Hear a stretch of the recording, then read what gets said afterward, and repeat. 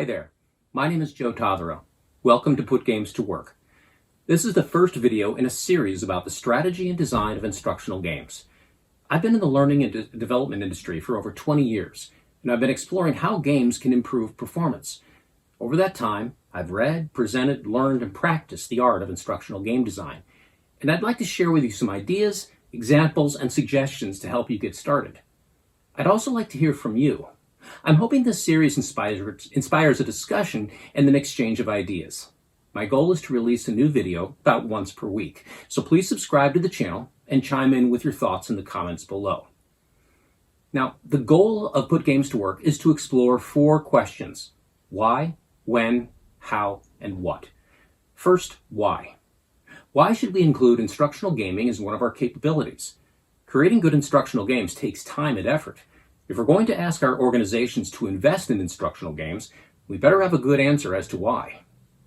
Next is when. When should we use instructional games as part of a learning strategy to solve specific performance and business problems? Next, of course, is how. How do we do it well? How do we go about designing and implementing an instructional game, and how do we measure its impact?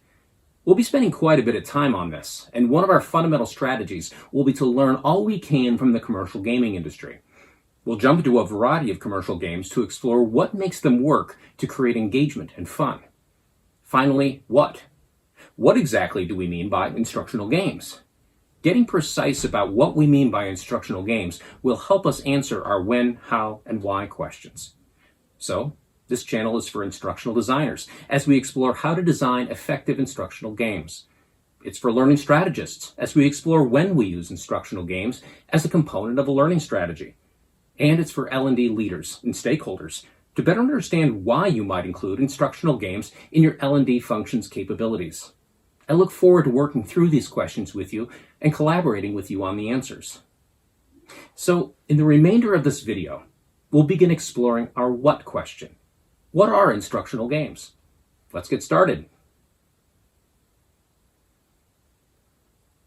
So let's start with a basic question.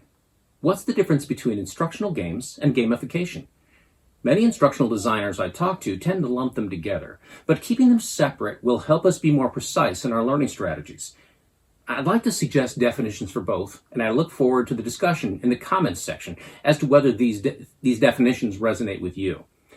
So let's start with a basic definition of gamification.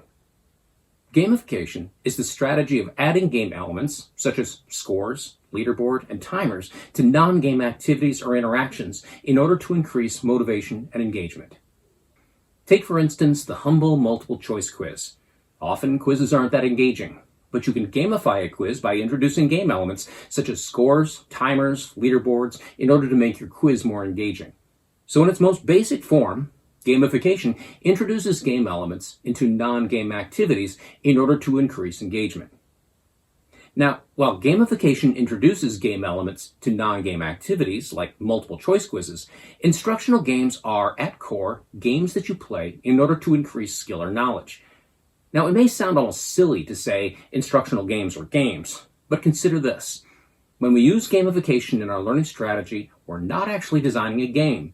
We're designing, for example, a quiz or an instructional activity, and we're adding game elements to it in order to increase engagement.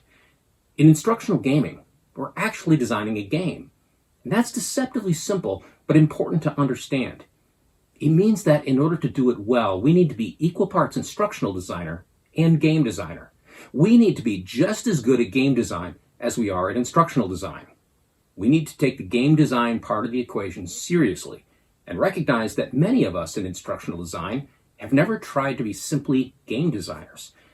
So if we want to design instructional games, we need to deepen our understanding of game design, and we need to practice. We need to learn from commercial game designers and game designs. So we're going to be doing a fair amount of exploring, analyzing, and discussing commercial games. And we're going to start with analog or tabletop games, like board games, card games, role-playing games. Now, you might be wondering, why are we starting with analog games and not digital? Digital games are more scalable. You can create something for thousands of learners, where tabletop games are far more difficult to scale. Now, we're certainly going to be exploring digital games, but there are two primary reasons for starting with analog.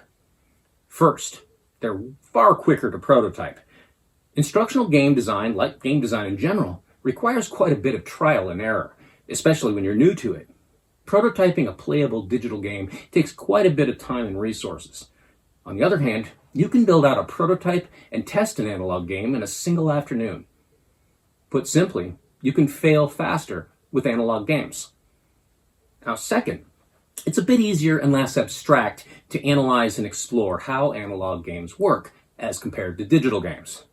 Again, don't worry. We'll be talking about digital games and even how to digitize your analog games. So, the stage is set. I look forward to taking this journey with you. In the next video, we'll start by asking our why question.